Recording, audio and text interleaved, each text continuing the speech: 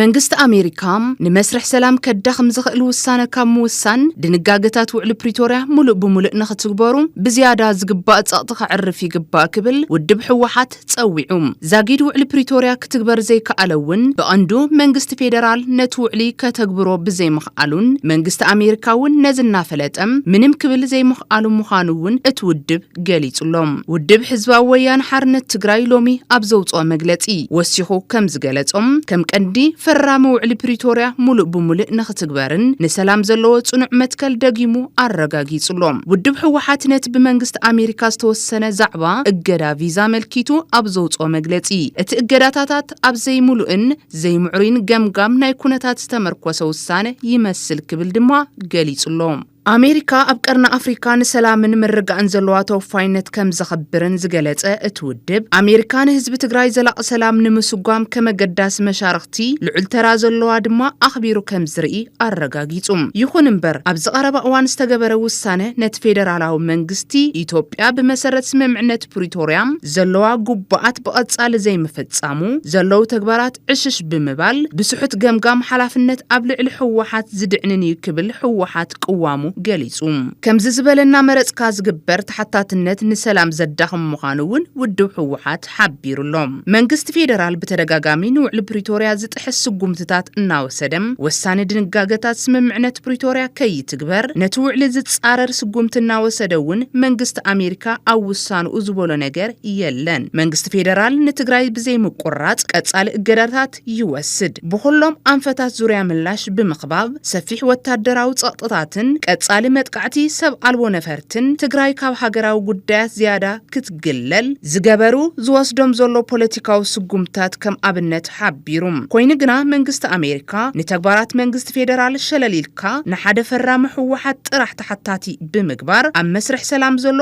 ምትእማን ዘዳኽም ከም ዝኾነ እቲ ውድብ ኣብ መግለጺኡ ኣብሪሁም ዘላቕ ሰላም ንኹሎም ወገናት ዘይሻራውነት ቁንዕነት ማዕረ ተሓታትነት ይሓትት ዝበለ እቲ ውድብ ዘላቕ ሰላም ኣብ ጋጽ ድማ ንኹሎም ወገናት ብዘይሻራውነት ቁንዕነት ማዕረ ተሓታትነትን ይሓትት ክብል ኣገንዚቦም ኣብ ፕሪቶሪያ ዝተኸተመ ስምምዕነት ምቁራጽ ተጻብኦታት ሕገ መንግስታዊ ስርዓት ናብ ንቡር ንምምላስ ተመዛበልቲ ንምምላስ ብዘይካ ናይ ፌደራል ሓይሊ ኣብ ላዕላዊ መሬት ትግራይ ዝርከቡ ወረርቲ ሓይልታት ክወጹም መሰረታዊ ኣገልግሎታትን ሰብኣዊ ተበጻሕነትን ንምምላስ ከምኡውን ሕጋውን ኣፍልጦ ውድብ ሕወሓት ክምልስ ዝኣመሰሉ ንጹሩን ክልቲያዊ ፈረምቲ ጉባኣት ቃለ ኪዳን ኣኣሚጡ እዩ ዝበለ እቲ ውድብ ይኹን እምበር ክሳብ ሕዚም ድንጋገታት ስምምዕነት ፕሪቶሪያ ገና ኣይተተግበሩን ኢሉ ድሕሪ ልዕሊ 3 ዓመት እውን እዞም ቁልፊ ድንጋገታት ብዓብዩ ዘይተፈጸሙ ተግባራት እዮም ዝበለ ውድብ ሕወሓት ብኣማይተ ሸሓት ዝቁጸሩ ተመዛበልቲ ተጋሩ ናብ ዓዶም ክምለሱ ዘይከኣሉ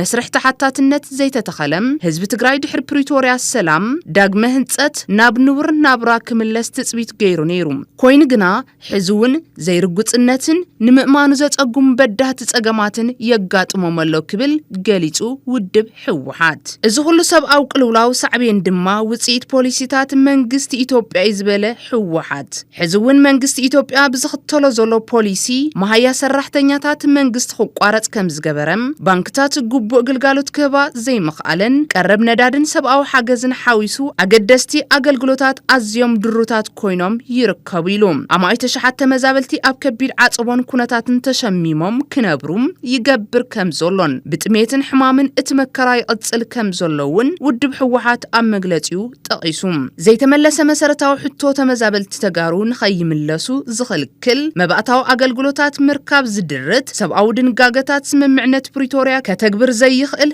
መን ኣሎ ኢሉ ውሳነ ክሕልፍ ዝኽእል ኣካል ድማ ዝኾነ ፍትሓዊ ገምጋም ክዕርፍ ዝኽእል ነዞም ክውንነታት ክምልከት ኣለዎም በዚ ድማ አሜሪካ ነዞም ሓቅታት ክትርኢ ከም ዘይከኣለት ወይ እውን ከዓ ሸለል ከም ዝበለቶም ከም መርትዖ ይቐርብ ኣብ መወዳእታ ውድብ ሕወሓት ንመንግስቲ አሜሪካ ኣብ ዘቕረቦ ጻውዒት አሜሪካ ኣብ ልዕሊ መንግስቲ ኢትዮጵያ ጸቕጢ ብምግባር ኣብ ፕሪቶሪያ ዝኸተሞ ግዴታታት ሙሉእ ብሙሉእ ክትግበር ኣብ ልዕሊ ትግራይ ዘንበሮ ክልከላ መሃያ ሰራሕተኛታት ክምልስ ኣገልግሎት ባንኪ ቀረብ ነዳዲ ሰብኣዊ ተበጻሕነት ዝገብሮም ዘሎ እገዳታት ከልዕል ካብ መረበቶም ዝተመዛበልቲ ተጋሩ ብውሕስ ብኽብሪ ብግዜ ገደብ ብዝተነጸረ ናብ ዓዶም ክምለሱ ክድግፍ ካብ ሓይልታት ፌደራል ወጻእ ዘሎ ወረርቲ ካብ ላዕላዊ መሬት ትግራይ ክስሕቡ ክገብር ብመሰረት ትስምምዕነት ተቐመጠ ሕጋውን ፖለቲካውን መሰላትን ኣፍሉጦን ሕወሓት ክምልስ ኣብ ኩሎም ስቃይ ህዝቢ ትግራይ ኣበርክቶ ዝገብሩ ወገናት ብፍትሓውን ብቐጻልነትን ስጉምቲ ክትወስድ ጸዊዑ